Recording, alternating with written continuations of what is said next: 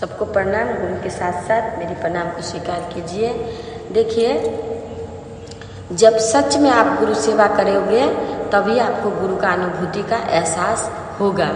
और इंसान देखिए, हम लोग जब गुरु का सेवा करते हैं, जब गुरु का चर्चा में जाते हैं, तो जाते जाते जो हमारा जो शरीर में जो विकार चीज़ है वो हटते जाता है और अच्छाई चीज़ जो है हमारे अंदर में जाते जाता है। तो हम किसी को कुछ बोलते हैं तो वो चीज़ हमारा हो जाता है। जब आप गुरु चर्चा में जा रहे हो, जब आप पूजा कर रहे हो, जब आप पाठ कर रहे हो, तो भगवान की दया आप पे आस्ते आस्ते बरसती रहेगी। तो इस तरह से हुआ एक सत्य घटना। मतलब हम लोग सत्संग में गए थे तो एक गुरु जी सुना रहे थे, बहुत सत्य घटना। मतलब ये दिल को छू जाने वाली बात है दोस्तों, कि इस तरह से मतलब उन्होंने सुनाया कि मेरे तो आँख में आंसू आ गए थे। देखिए, भगवान दोस्तों हमें किसी के रूप में भी मिल सकते हैं, पर हम लोग भगवान को पहचाने, क्योंकि पहचानेंगे तो भगवान तो जानते हैं भाई ये तो मेरे को नहीं पहचानता है, तो इनका ये है। तो बोल रहे थे गुरु जी कि गुरु जी मतलब कथावाचक थे, कथा वाचते हैं, हर जगह जा कर के कथा करते हैं। बहुत पहुँचे हुए गुरु है, बहुत बड़े गुरु हैं। हाँ, बहुत मतलब उनका नाम है, तो हम उनका नाम नहीं लेना चाहेंगे। तो इस तरह से उनका जो अनुभूति है जो उन्होंने बताई, जिनका जो मतलब खाटू श्याम बाबा कहिए कि कृष्ण भगवान कहिए, उन पे जो कृपा करी उन्होंने, जिनको पकड़ के वो रखे हैं, जिनका वो सेवा करते हैं, उन्होंने उनका जो उन पे जो मतलब दया दिखाई। ऐसा हुआ कि वो जो कहीं कथा पढ़ने के लिए जा रहे थे, मतलब इस देश से मतलब दूसरा सिटी जा रहे थे, इस सिटी से दूसरा सिटी।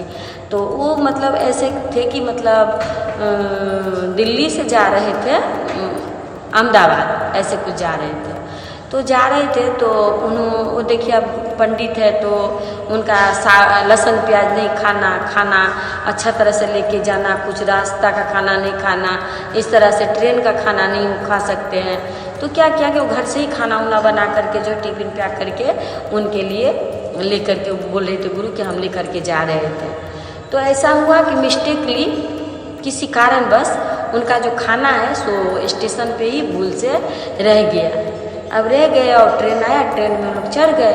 अब चढ़ गए तो ट्रेन में जा कर के जो उनको जब खाने का टाइम होता है तो उन्होंने खाना खोजा, तो उनके जो मतलब बॉडीगार्ड थे सब खाना ढूंढा, तो खाना है ही नहीं।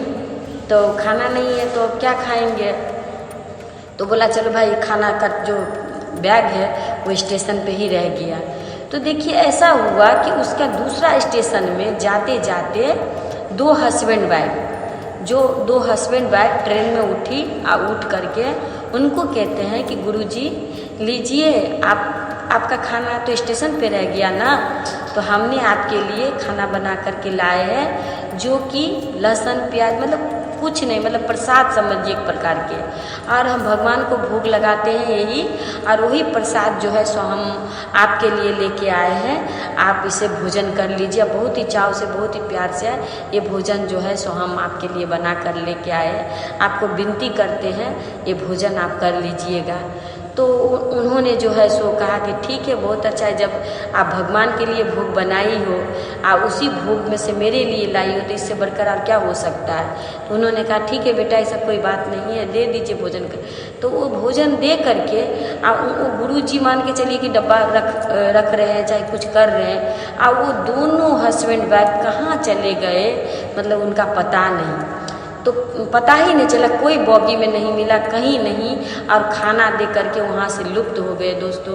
तो देखिए, जिन पर उनका भरोसा था, जिनका काम वो करते थे गुरुजी, जिनका काम करते थे, जिनके लिए उनका जो दिल धड़कता था, जिनका सेवा वो दिन रात करते थे। देखिए, मतलब भगवान मतलब पिता कैसे खा सकती है, माता कैसे खा सकती है जब उनका औलाद भूखा हो।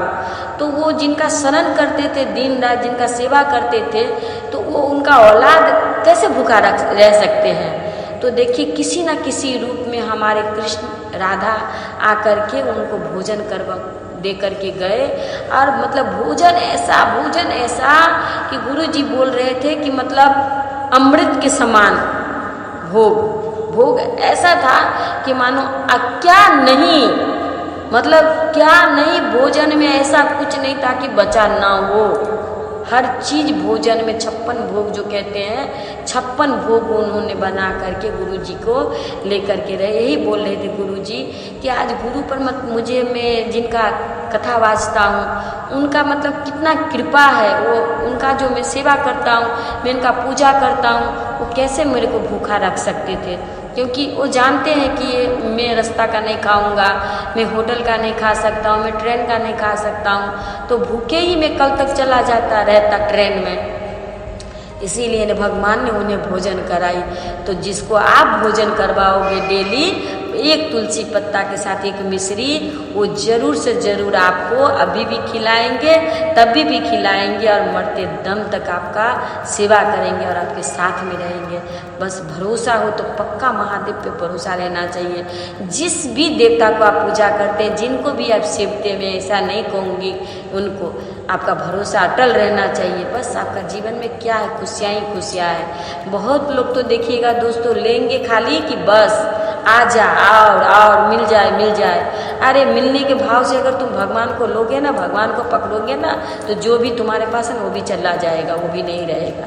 इसीलिए इस भाव से नहीं हमें करना है।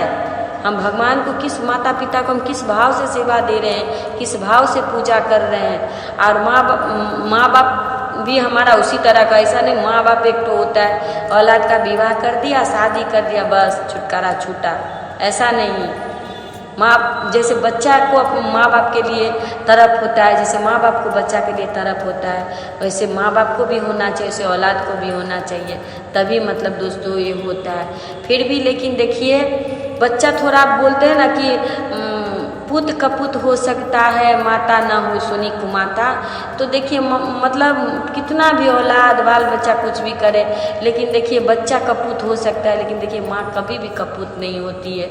माँ जैसा भी अपने औलाद को औलाद ही समझती है, उनका ये करती है। तो इस तरह का भाव, इस तरह का सेवा गुरु जी के साथ जिस तरह से दया करी भगवान ने, उस तरह का दया हम लोगों पे भी गुरु जी करे।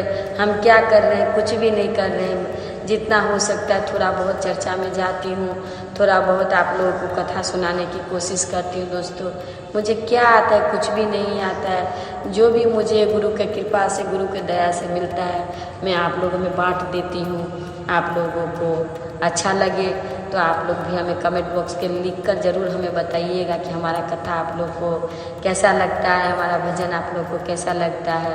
इसी के साथ मैं अपनी वाणी को रखते हुए फिर से प्रणाम करती हूँ।